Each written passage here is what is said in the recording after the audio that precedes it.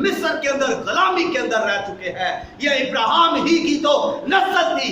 450 سال غلامی کے اندر گزار رہے ہیں. اس کے بعد اسور کی غلامی میں چلے گئے. تیسری غلامی ان کی بابل کے اندر تھی. چوتھی غلامی ان کی یونان کے اندر تھی. پانچویں غلامی ان کی فارس کے اندر تھی. اور چھٹی غلامی ان کی جو ہے وہ رومیوں کے اندر تھی. اور ابھی یہ جس وقت یسوع مسیح ان کے ساتھ باتیں کر رہے ہیں یہ رومیوں کے ہی تو غلام تھے. رومی حکومت ان پر غالب تھی. تو پھر یہ کہہ رہے ہیں ہم کبھی بھی غلامی میں نہیں گئے, ہم کبھی بھی کسی کے غلام نہیں رہے. تو مجھے بتائیں کہ یہ جھوٹ بول رہے تھے, یہ سچ بول رہے تھے؟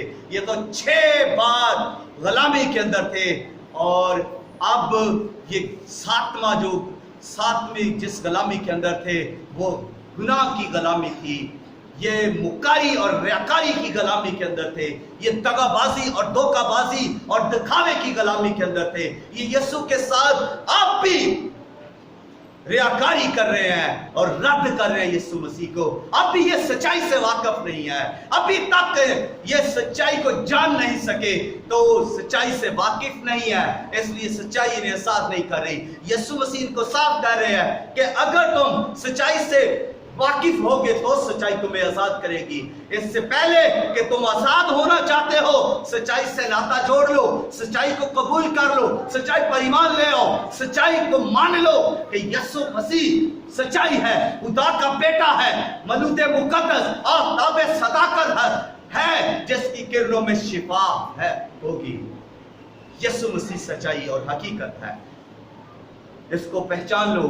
یسوع مسیح آزاد کرے گا. اگر یسوع مسیح نے آپ کو آزاد نہیں کیا تو پھر آپ ابلیس کی غلامی میں ہیں, گناہ کی غلامی میں ہیں.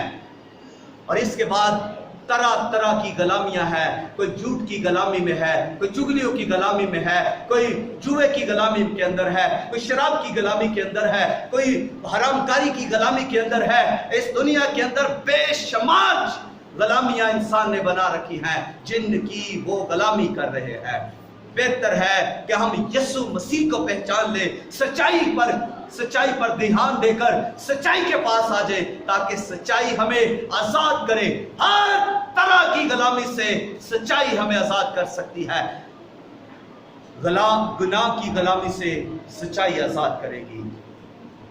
ایک آپ کے ساتھ تمثیل رکھنا چاہتا ہوں, اور وہ تمثیل یہ ہے کہ پرانے وقتوں میں, جب بہت پرانے وقت پہ, قدیم زمانوں کی بات ہے, جب لوگ منڈیاں لگاتے تھے. آج بھی منڈیاں لگتی ہیں, کہیں سبزی کی منڈی ہے تو کہیں پر جو ہے کپڑے کی, اور کہیں پہ چمڑے کی منڈی ہے. بہت ساری منڈیاں میلے لگتے ہیں. اس قدیم زمانہ میں بھی منڈیاں لگا کرتی تھی. اس وقت ایک منڈی غلاموں کی بھی لگتی تھی, جہاں پر غلام بیچے جاتے تھے, جہاں پر غلام خریدے جاتے تھے. سنیے گا, یہ پرانے وقتوں کی بات ہے, اور اس وقت غلام خریدے جاتے تھے اور خرید کر غلام بنائے جاتے تھے. ان کو داموں سے, پیسے سے, چاندی سے, سونے سے خریدا جاتا تھا اور ان کو پھر غلام بنایا جاتا تھا, اور پھر وہ نسل در نسل غلام بنتے تھے.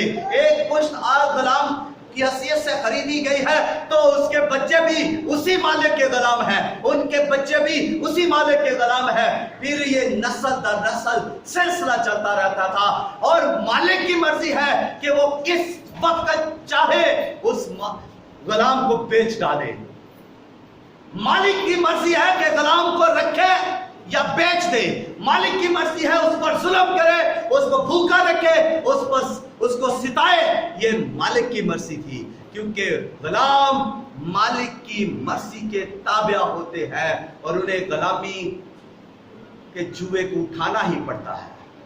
اس زمانے کے اندر جب لوگ غلاموں کی منڈیاں لگاتے تو بڑے بڑے امیر, بڑے بڑے سوداگر غلاموں کو خریدنے کے لیے اس منڈی کے اندر آتے اور اپنی مرضی کا, پسند کا غلام خریدتے. جو طاقتور ہوتا, جو جوان ہوتا, اس کو خریدتے. اس منڈی کے اندر ایک خاندان آیا, میاں بیوی اور ان کا ایک چھوٹا سا بچہ بھی تھا. یہ تینوں ایک आदमी के